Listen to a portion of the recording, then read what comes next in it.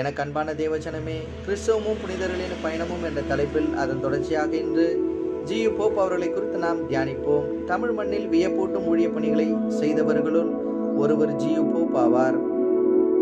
இங்கிலாந்து நாட்டை சேர்ந்த அவர் எந்த நாட்டிற்கு சென்றாலும் அந்த நாட்டினுடைய மொழி தெரியாமல் அந்த இடத்திலே ஊழிய பணிகளை செய்வது கடினம் என்பதை உணர்ந்து கொண்ட அவர் இங்கிலாந்து நாட்டில் இருந்து கொண்டே தமிழ் மொழியை கற்க ஆரம்பித்தார்.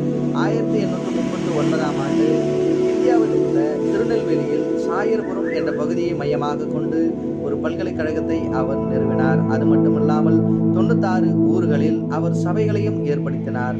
அதனால் அநேக மக்கள் ரட்சிக்கப்பட்டு ஞானஸ்நானமும் பெற்றுக்கொண்டார்கள்.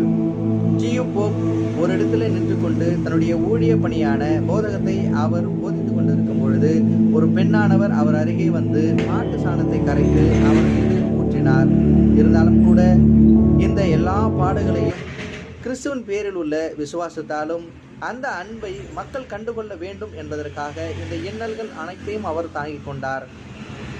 தன்னுடைய வாழ்நாள் முழுவதும் அவர் தன்னை கிறிஸ்துவ பணிக்காக அர்ப்பணித்துக் கொண்டு இரத்த சாட்சியாக மரித்தார். எனக்கு அன்பானவர்களே, கிறிஸ்துவுக்குள் சாதிக்க வேண்டும் என்ற எண்ணம் உங்களிடம் உள்ளதா? ஆமேன்.